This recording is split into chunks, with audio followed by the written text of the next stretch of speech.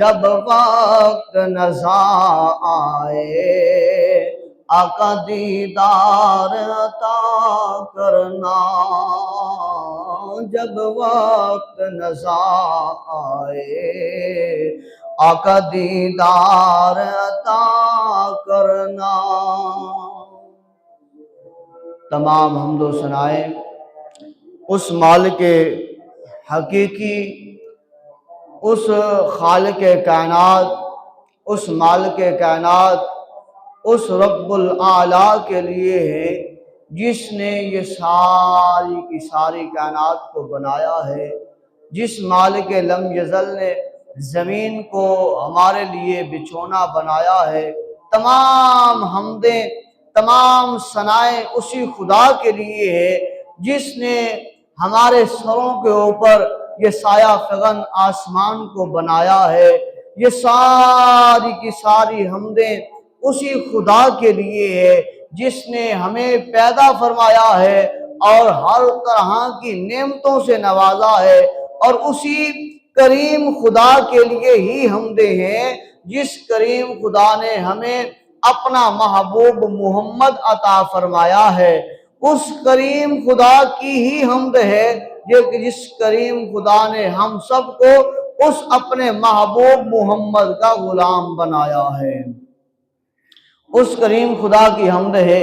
جس کریم خدا نے ہم سب کو انسان بنایا ہے۔ اسی کی تعریف ہے، اسی کی حمد ہے، اسی کے لیے ثنائے ہیں، اسی کے لیے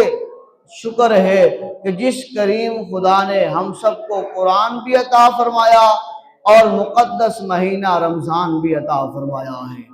سامعین محترم، اس کے بعد لاکھوں کروڑوں ان گنت درود و سلام تاجدار کائنات، امام الانبیاء،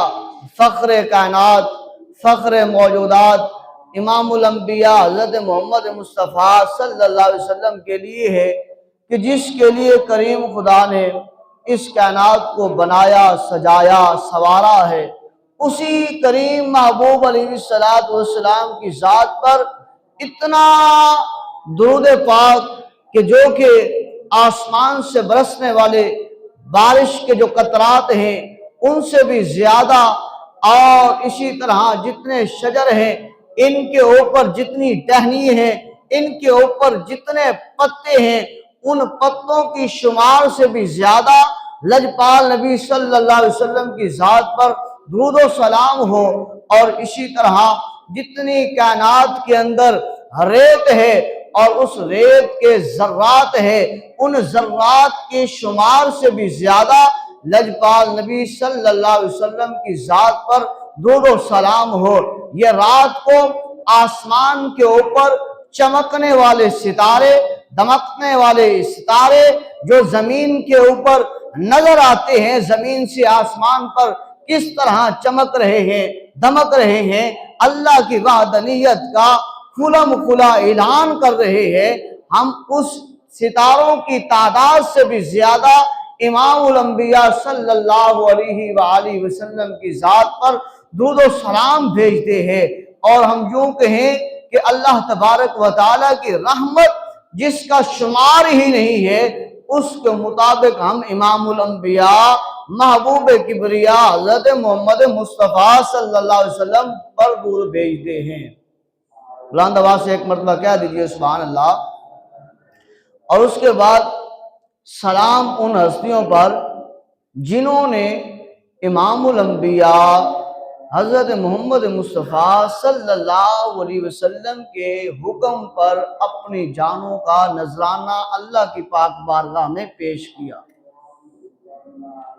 چاہے وہ جنگ بدر کی صورت میں ہو، جنگ احد کی صورت میں ہو، جنگ خیبر کی صورت میں ہو، جنگ خندق کی صورت میں ہو، دیگر غزوات کی صورت میں ہو، جنہوں نے امام الانبیاء صلی اللہ علیہ وسلم کے حکم پر آپ کے لیے اپنی جانوں کو قربان کیا، ان سب پر سلام ہو۔ اور جنہوں نے لجپال نبی صلی اللہ علیہ وسلم کی شریعت مطہرہ کو عام کیا، دن رات تبد و کوشش کرتے رہے کہ تاکہ اللہ اور اس کے رسول کا فرمان آنے والی نسلوں تک پہنچ جائے، ہم ان کی بارگاہ میں بھی سلام پیش کرتے ہیں کہ اللہ تبارک و تعالی ان پر بھی اپنی سلامتی اور رحمتیں اور برکتوں